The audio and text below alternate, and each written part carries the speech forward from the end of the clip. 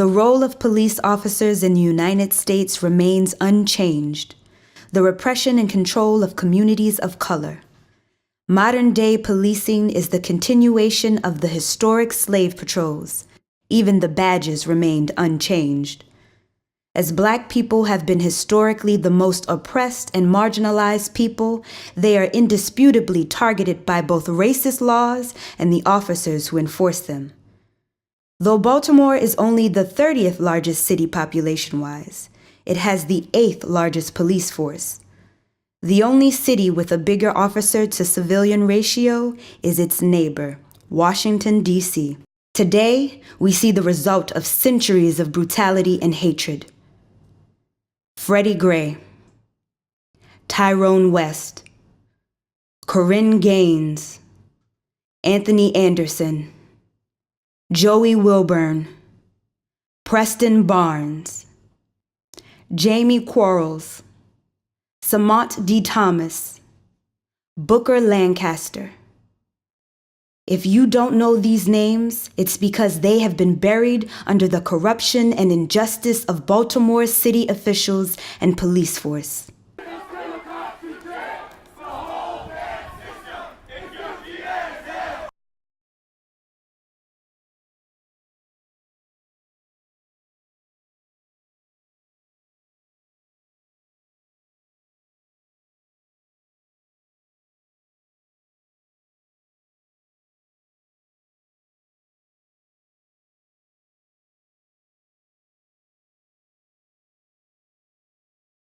He had so many cars that he had moved some of his cars on Barclay. Barclay is like, it's an alley place there and has like places that you can park cars. So he was checking the customers' cars to make sure that they was locked and safe. When one of the neighbors called the police to say he saw somebody breaking in the car. Well, he thought the police was going to come to see him. But instead of police coming to see him, they went straight back there with him. He had his uniform on. It says Imperial Body Shop on there. So I'm quite sure when he came in counter, he was trying to tell them that that was his customer car. But like I said, that's when Zero Tolerance came out under O'Malley. And that means you can do whatever you want to do to Black people in our neighborhood. You can kill them, you can do anything, nothing would happen. And the guy even testified at the trial and said, I thought they was going to come to see me. The police thought that he was homeless because his clothes was dirty and nobody cared.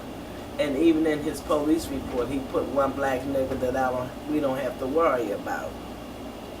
And even the trial town, he even said it. He said, yeah, I put that in my report. And that should be, and matter of fact, that should be even on record. Like I said, we had a trial. It was a black judge. And she's going to say, and matter of fact, we had a jury trial. But she was the one to make the ultimate decision. And so the jury found them guilty. But she said they're not guilty of murder. They just went too far. That she felt that they didn't mean to kill him. Now, this is a black judge, a black lady, and you're sitting there telling me that these one police officer was a chief. He was training a rookie to show him what he can do in our neighborhood. And you being a black person, that you're going to say he didn't went too far? Them two cops killed the person. We seen him before the day of his funeral was the first time the family and us got to see him. We couldn't see him before then. His face was all swollen up. Right here, you can even see the scar. The makeup that they put on him wouldn't even hide the bruises. And then when you looked on his hands, you can tell where the handcuffs was so tight that it went all the way in his meat.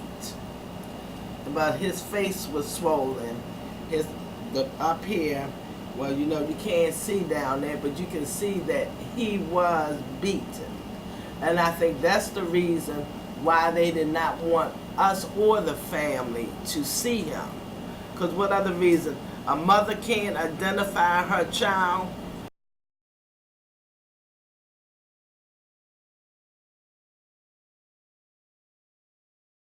And as I grew up, and my mom and them always taught me, you know, to rely on the judicial system, and I always believed in it. Like, I thought, like, so if anything happened, that the judicial system worked for everybody. But when my brother was brutally murdered, oh my God, when I say it was an eye-opener on all levels, I felt like I was tricked, deceived, everything, because it does not work for everybody. Liars, they're a bunch of crooks. They should be criminally charged. They're all involved in a conscious conspiracy to obstruct justice. Let's be clear on that, because it's like all of them are reading from one script. It's just like only thing that changes the victim names. They'll come say the same exact speech and things to families. And then the crazy part, so when they comment, for one, we didn't get that phone call that nobody dragged from getting, saying that your loved one was brutally murdered. We had to literally find out, thank God, through the grace of God, who allowed me to feel my brother's pain when he was brutally murdered. And it was confirmed later on the news. We saw his body through the media on the news laying there dead. But I said all this to say, with the politicians, and after we hunt them down, let's be clear, they never came to us. We had to hunt them down, and throughout us hunting them down, they came out with the same exact things. Everybody's, oh, we're going to be so transparent, we're going to do this. And the crazy part, they sent, like I say, excuse me, I don't know how better way to put this, but they sent a House Negroes. They sent a House Negroes. They sent a bunch of Caucasian detectives in your home. They sent a House Negro. And I'll never forget, he came in there, and then as soon as your family started asking violent questions, like, what happened to my loved one? You had more questions than answers. You're asking, like, what happened? What went on? He kept this family together with his laughter, his love. Always on holidays, Tyrone always wanted the family to be together. Either go to the park or go to the beach. He loved cookouts.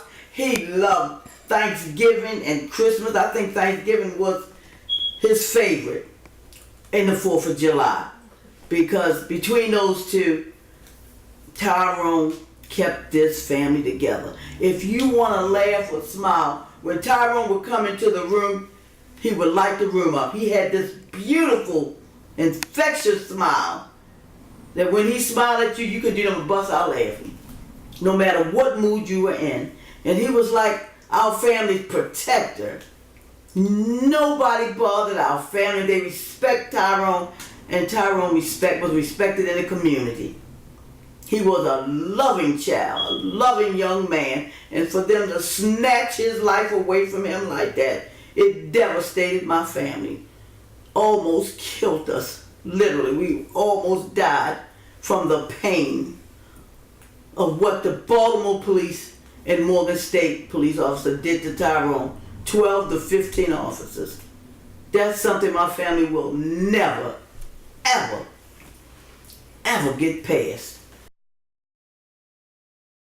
Speaking of which, he was like, you still okay about the George Zimmerman? I said, no. I said, I'm still messed up, but, you know, I'm swallowing. It's a hard pill to swallow. So his words to me was, well, let's go grab something to eat. He said, well, sis, I just want to tell you that there's a George Zimmerman on every corner. We got to watch out for all the George Zimmermans, not just there, but everywhere, like even in our city. So to make a long story short, I'm thinking, like, brother, that's really deep. Could you elaborate? And so at that moment, he said, you know, sure. But then his phone rang because we were in the restaurant ordering our dinner, because we always like to spend, even I would be at his house cooking and we would go get something to eat together. We spent those moments together. And so our dinner was interrupted by a young lady in need of a ride. And he barely knew his acquaintance that he had met. He wasn't really too familiar with her, but he knew her. And so at that moment he said, sis, do you mind if I continue on borrowing your car and go pick her up? So I'm like, okay, cool. He was like, are you going to go with me? And that's the only day of my whole entire life that I regret not going with him.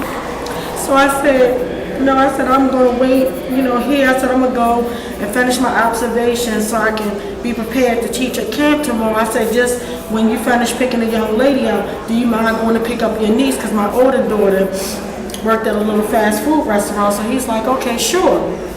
And with that being said, he was like, yeah, that's a George Zimmerman on every corner. I was like, could you elaborate? I want to know what you mean. He was like, sis, I got to hurry up and go pick her up. When I come back, I'll tell you. So now this is like 6 o'clock. Within a half hour to an hour, my brother was brutally murdered. No one told me. So at exactly 7 o'clock, I had finished eating my food that me and him bought. And I'm sitting there in my bedroom under the air. And I just got the worst pain on the left side of my body. If I could describe it, it felt like somebody broke my neck.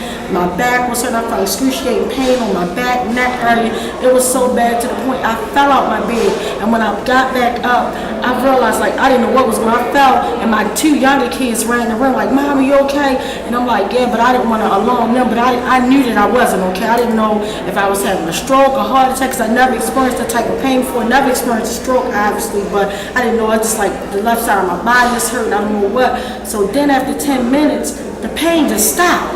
And I'm thinking like, what the world was that? I'm like, wait a minute. And instantly I knew something was wrong with my brother. These police are lying. These police are corrupt. They're dirty. They beat my child to death. No one would listen to us. We still feel as a family, had they listened to us, Freddie Gray might be alive.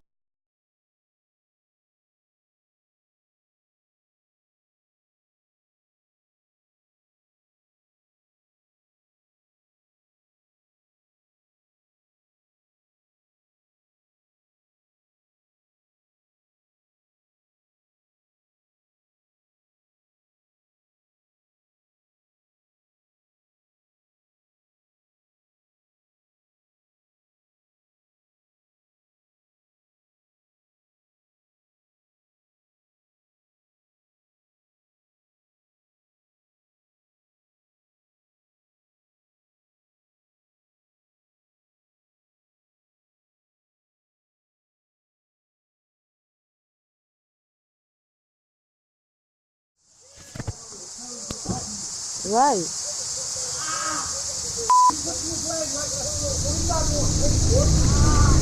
Right. His leg looks broke. Look at his leg. Look at his leg. That boy's leg looks broke. His leg broke and y'all dragging him like that.